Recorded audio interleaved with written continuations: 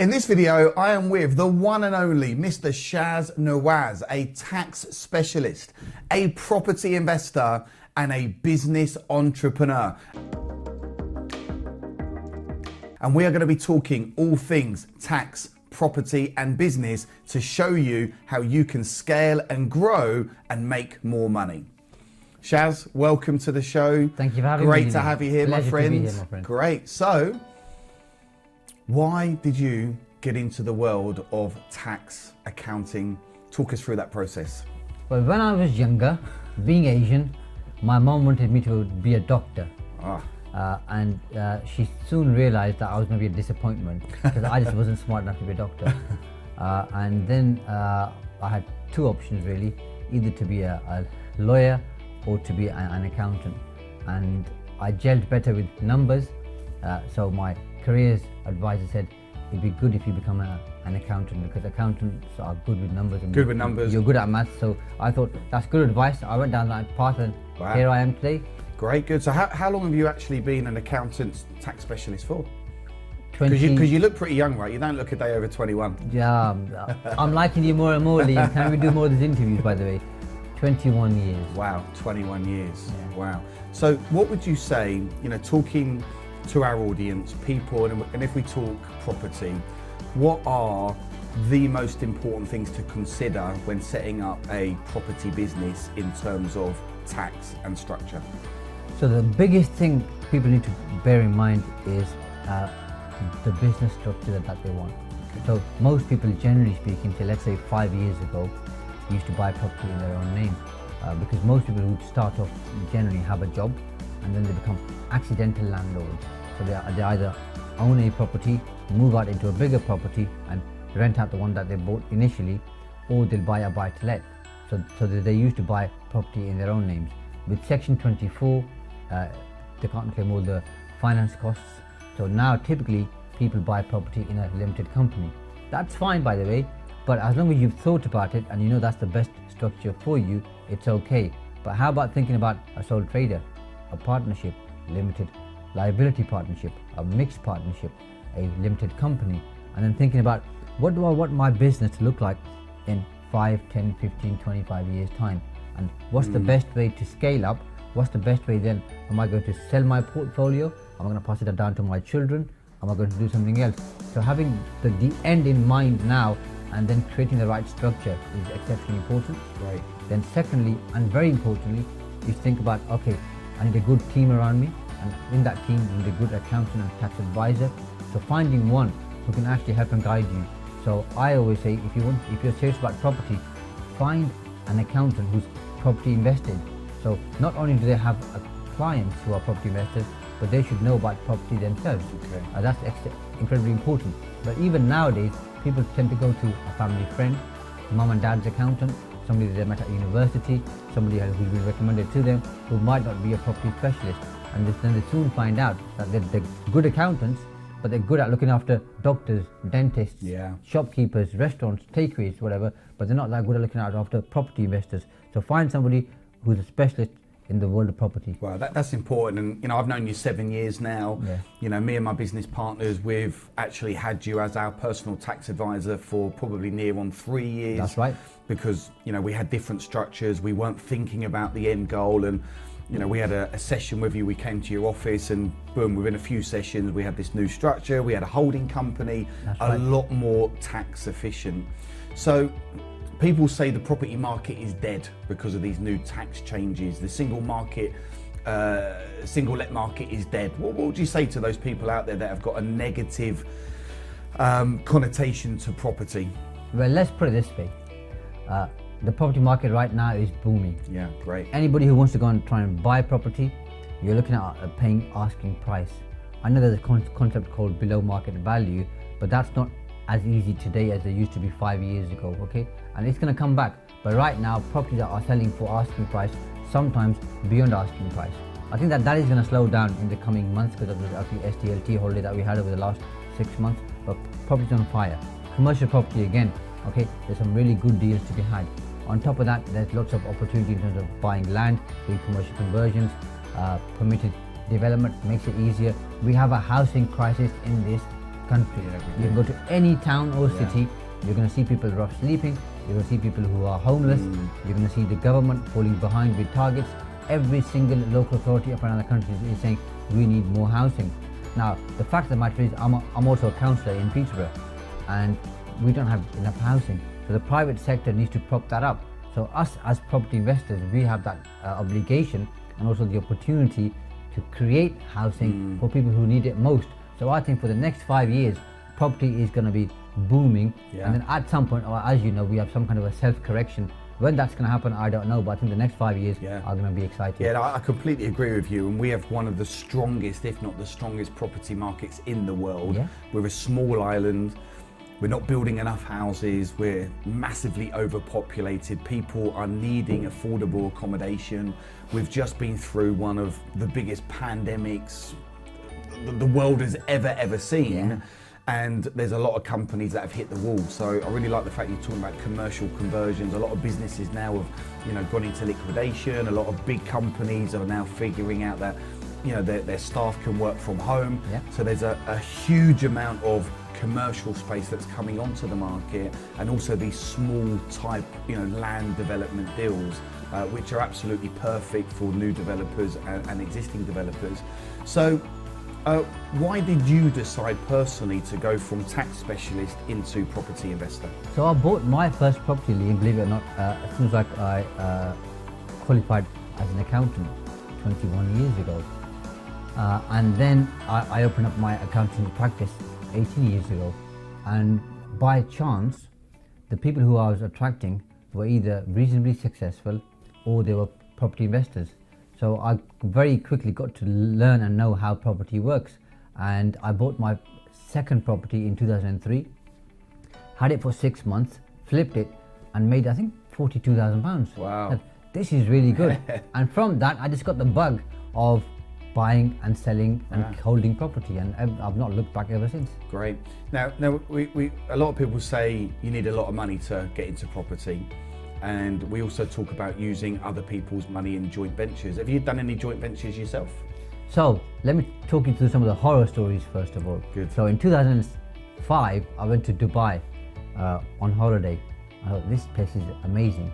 So about 6 weeks later, I'm back in Dubai again, buying some land. So they were going to build the world's biggest theme park in an area called, and they call it Dubai Land. And I bought some land there to build a big villa. And 5 years later, nothing happened.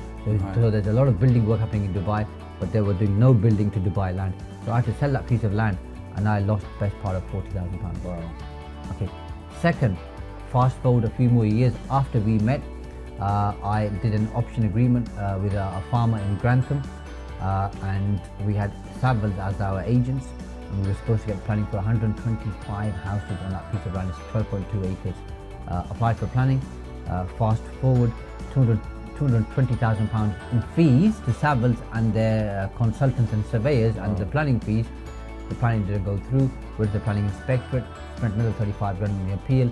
It still didn't go through, and that was all my own money. Wow. Cash.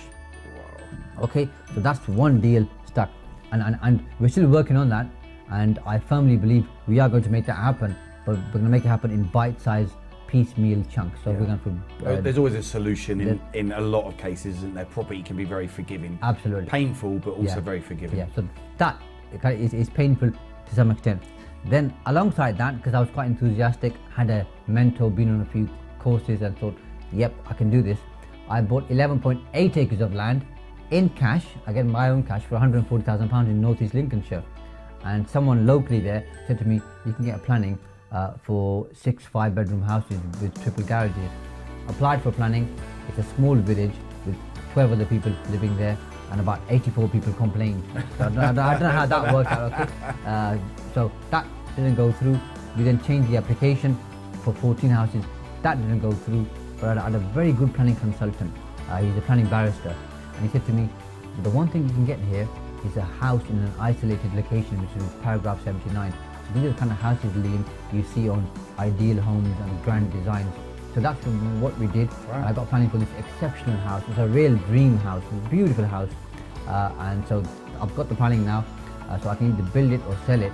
and I think I'm going to sell it because I think that's going to be somebody's dream home.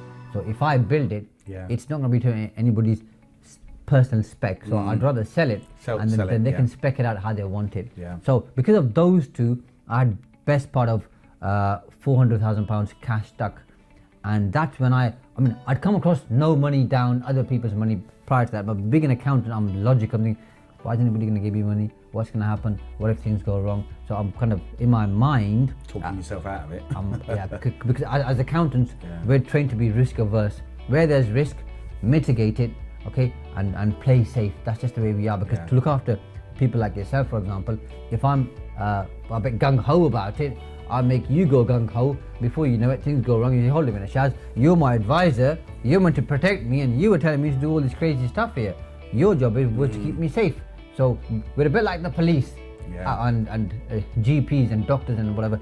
We're here to keep people safe in a financial context. So, but I had no choice because I had most of my money stuck in these two deals, and I thought I would try other people's money. And the minute I tried that, Liam, it's been an absolute game changer. Brilliant. I've done a lot of deals, and we'll talk about them later. So you had some disasters, was forced into a position, had no money left, had to use other people's money, similar to me 6 years ago. Started using other people's money. Talk us through two of your best joint venture deals. Okay, so one of the first ones I did, we saw a building in Boston, Lincolnshire, and it had planning for 21 flats. I spoke to 2 or 3 people in the world of property because Boston's not that far away from Peterborough. It's only, I think, about 40 miles, just about a 45-minute drive. And people around me who were very experienced, by the way, Liam, and you'll know some of them, were saying, this deal doesn't work, it doesn't stack up. Wow. But I could see it, there's no way this deal doesn't work. We had to pay £375,000 for it, then we had to convert it. I said, this deal definitely works.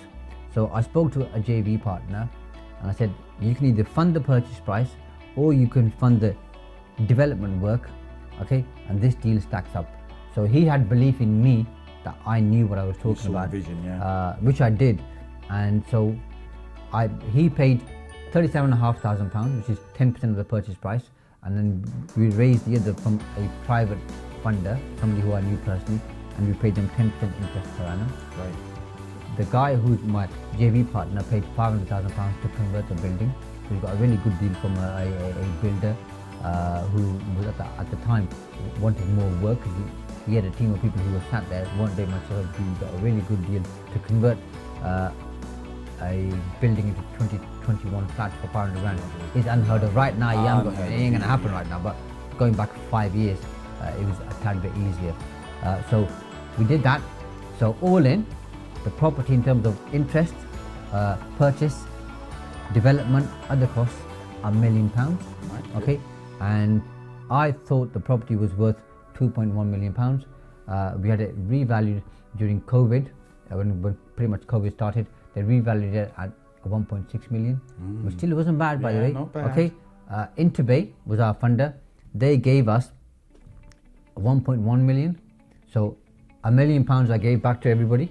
Okay, the 100 grand that we had left, 50 grand to my JV partner, cash in his pocket, do what you like with it, 50 grand to me, and a rent roll, I think of 167 grand. Wow. £43,000 interest goes to Interbay every year.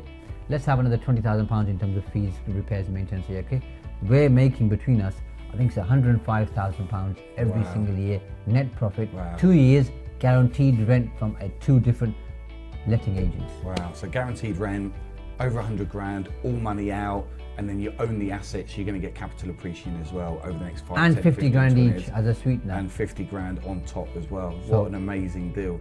So question, because I know people are going, where have you found your JV partners? Where are they? Where can people find them? I know you and I are of a very similar belief. There's a lot of money in this world and in this country right now.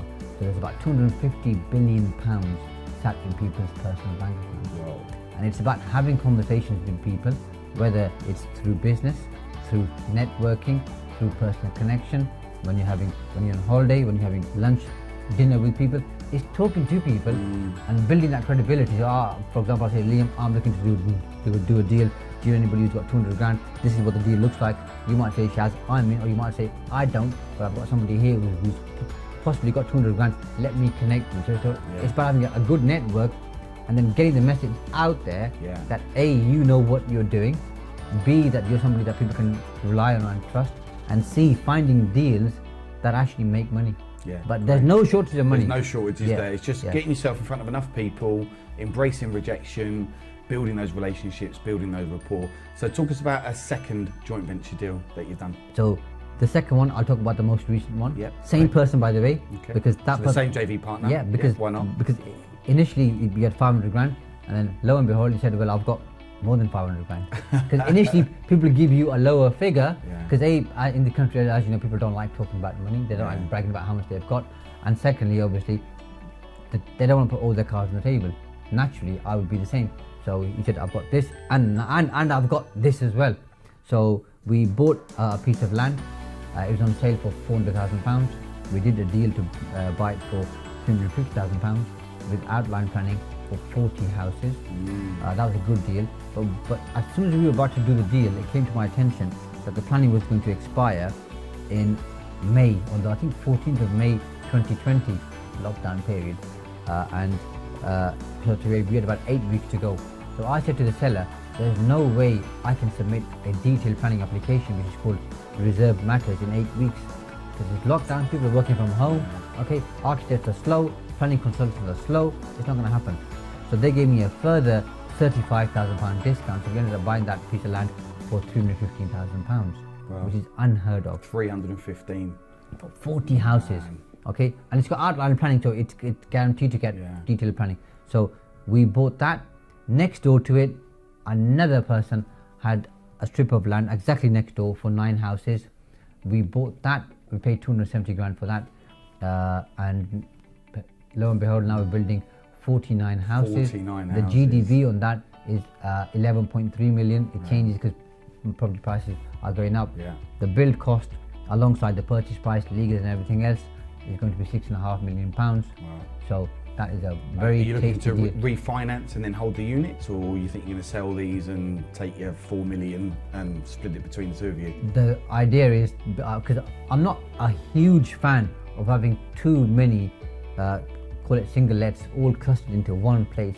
So ideally what we're going to do, William, is probably sell it between 35 and 40 and keep between 15 to 10 to 15 for ourselves. Fantastic. So JVs are definitely the way forward. They are a game changer. So you can build a multi-million pound property business using OPM, other people's money. Absolutely. There's a lot of people out there who want to do property deals, don't have the knowledge, the time, experience, education, the know-how, so that they want to go to trusted people who can either pay them a coupon, i.e. interest rate, or can do a JV with them. So there's plenty of money out there.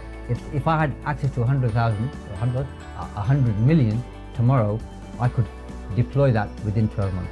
Wow, great. Let's do quick fire round. So just some questions. Quick fire round, 1 or 2 sentences per answer.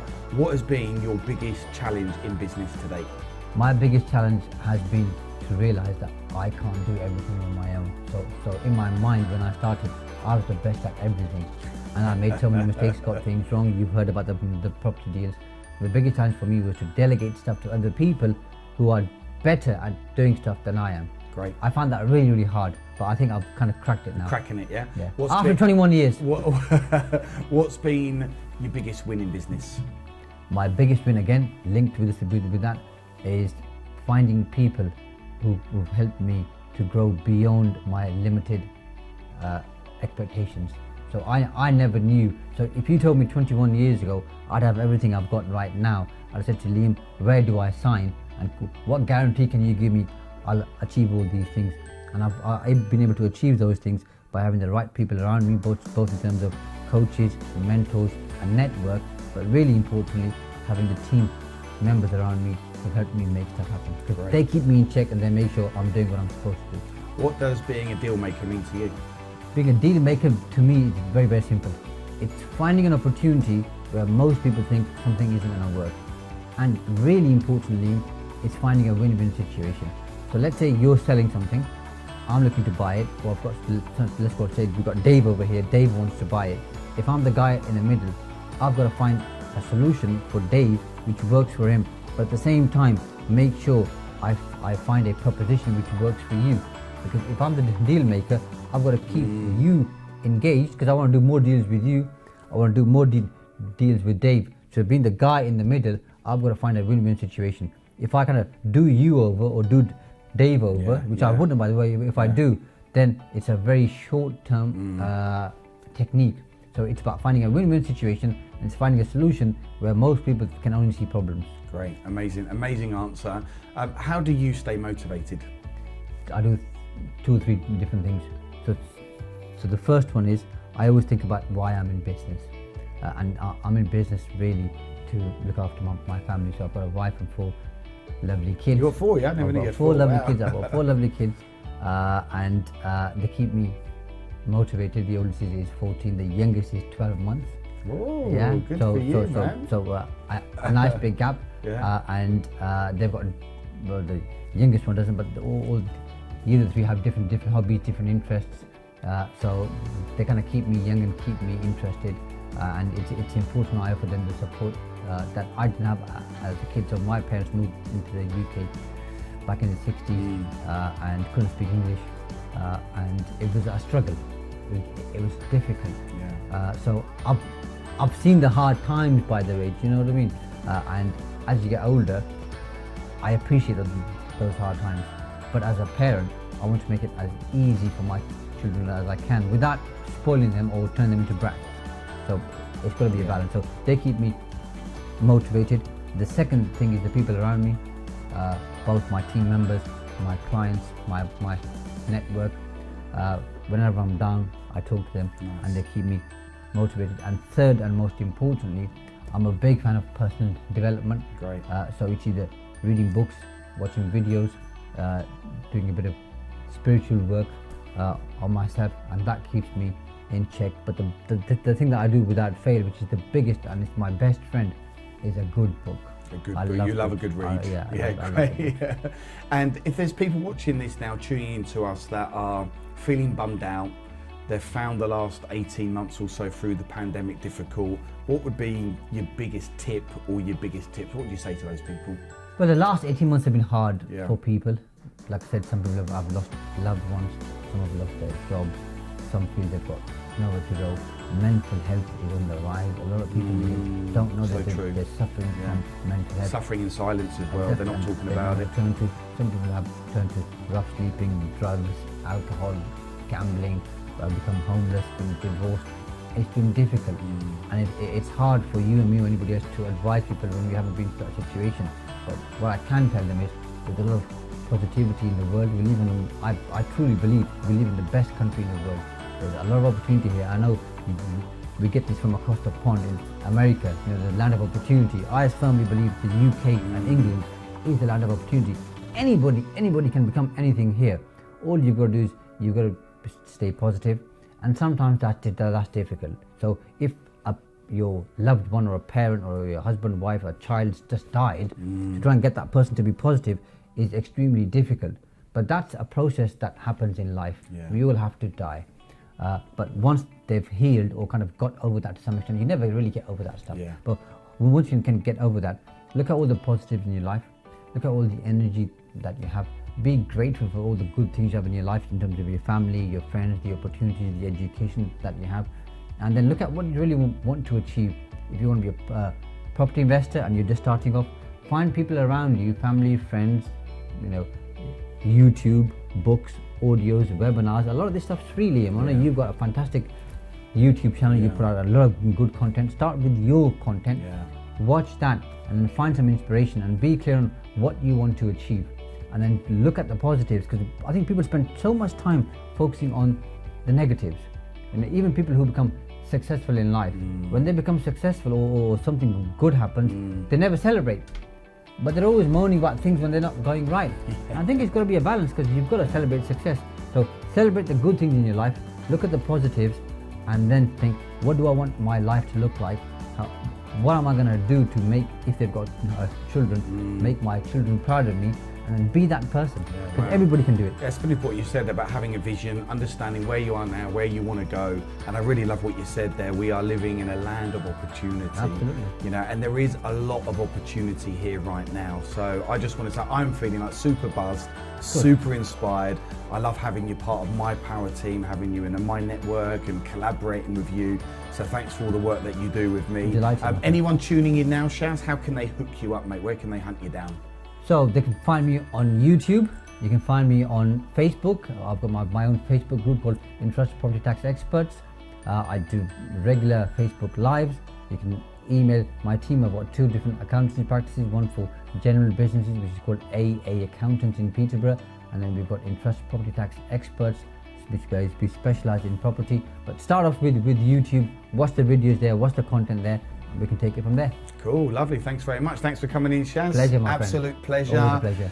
So anyway, there you go. The man himself, Mr. Shaz Nawaz, a fantastic property investor, entrepreneur, business owner. If we can do it, you can definitely do it. So if you've not hit subscribe, smash the like button, leave me a comment below, and make sure you tune in to another video somewhere around here. See you on the next show.